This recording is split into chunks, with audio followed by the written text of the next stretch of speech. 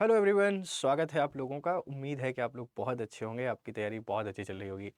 ये खबर सुनकर आपकी तैयारी बहुत अच्छी चलनी भी चाहिए, क्योंकि वो सभी लोग जो प्रमोशन का इंतज़ार कर रहे थे, उनके प्रमोशन का रास्ता खुल गया है। और प्रमोशन अगर होगा तो सीधी सी बात है कि पद खाली होंगे, और अगर पद खाली होंगे तो न्यू वैकेंसी आएंगी। सरकार का ऐसा दावा है, सीएम मोहन यादव ने ऐसा ट्वीट किया है कि 2 लाख नए पद खाली होंगे और इन 2 लाख पदों पर भर्ती की प्रक्रिया शुरू की जाएगी। समझने की कोशिश कीजिए, मध्य प्रदेश में 2028 में इलेक्शन है। 2028 के इलेक्शन के पहले सरकार को पदों पे भर्ती कराना जरूरी है। अगर भर्तियां नहीं कराएंगे तो फिर चुनाव किस नाम पे लेने के लिए जाएंगे। एक बार वैकेंसियों की संख्या बढ़ी तो उसके बाद ऑटोमेटिकली सब कुछ सिस्टम आज ठीक हो जाएगा, सब कुछ आपको सही तरीके से देखने को मिलेगा। तो जानने की कोशिश करते हैं कि पूरी खबर क्या है, प्रमोशन क्यों रुके हुए थे, प्रमोशन कैसे होगा और सीटें कैसे खाली होंगी। सब कुछ आपको हम यहाँ पे बताने के लिए आए हैं और उम्मीद है कि इस पर आपके पॉजिटिव फीडबैक हमको मिलेंगे।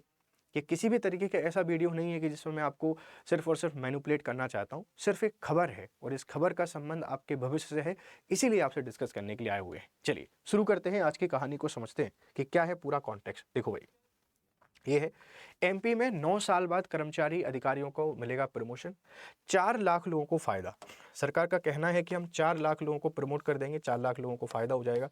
2 लाख पद खाली होंगे, मतलब 2 लाख पद खाली हो जाएंगे क्योंकि कुछ लोग और प्रमोट होंगे। 4 लाखों का फायदा मिल रहा है, जैसे कुछ हायर पोजीशन पर जाएंगे, कुछ उनकी पोजीशन पर जाएंगे।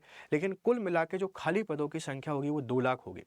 आप समझने की कोशिश कीजिए कि सरकार अगर अगले 2-3 साल में 2 लाख पदों पर भर्ती कर भी देती है, वो सभी चीज़ हो सकती हैं। उसमें पुलिस के पद हो सकते हैं, एसआई के पद हो सकते हैं, पीएससी के पद हो सकते हैं, हर एक भर्ती के पद हो सकते हैं।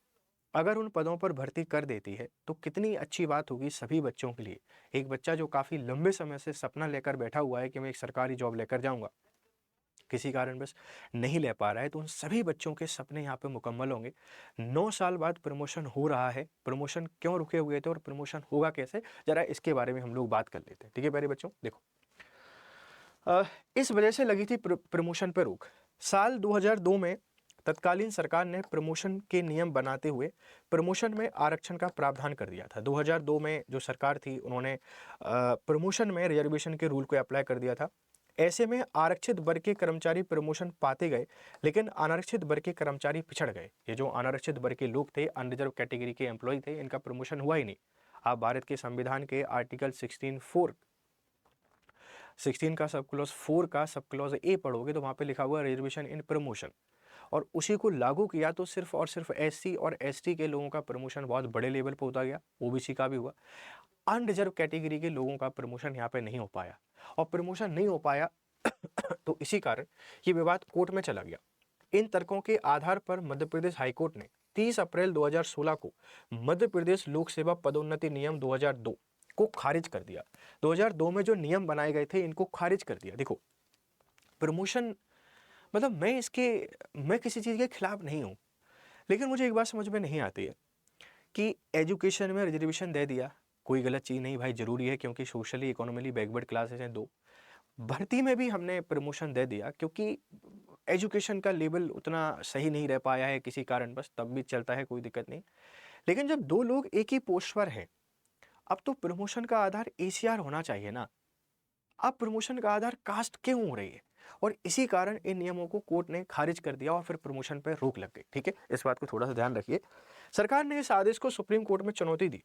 शीर्ष कोर्ट ने यथास्थिति को रखने का आदेश दिया, तभी से प्रमोशन पर रोक लगी हुई है। मतलब इन्होंने बोला कि भाई हाई कोर्ट ने जो किया है वो सही किया है, आप इस तरीके से प्रमोशन नहीं कर सकते, और उसके बाद से प्रमोशन पर रोक लगा दी। सरकार भी बड़ी मतलब हटी होती है। जहां उनका फायदा नहीं हो रहा है वहां काम करते ही नहीं।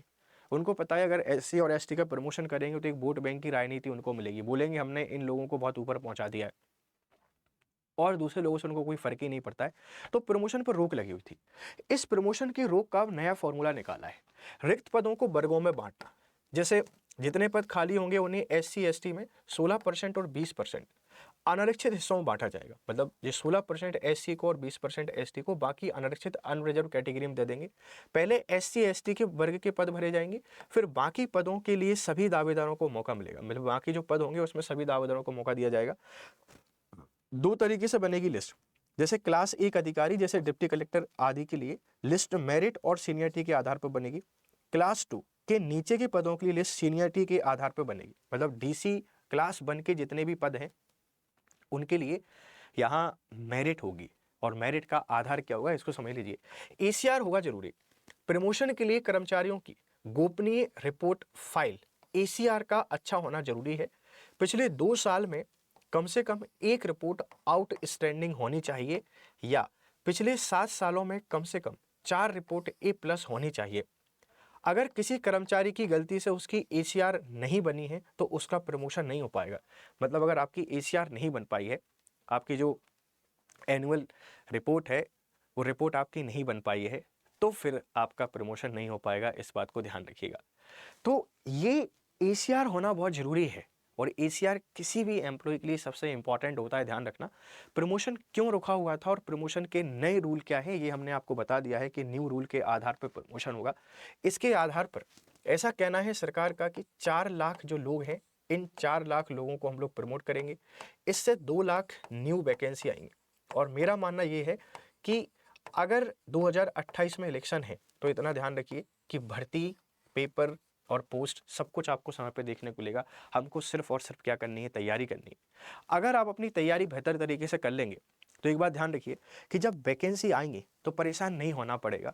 तो ये एक इंपॉर्टेंट खबर थी और आपसे डिस्कस करना जरूरी था, इसलिए मैंने आपसे डिस्कस किया है। अब आपके काम की खबर है।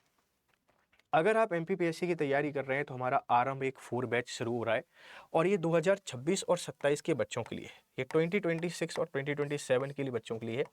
आरंभ 4.0 है, और ये 23 जून से शुरू होगा।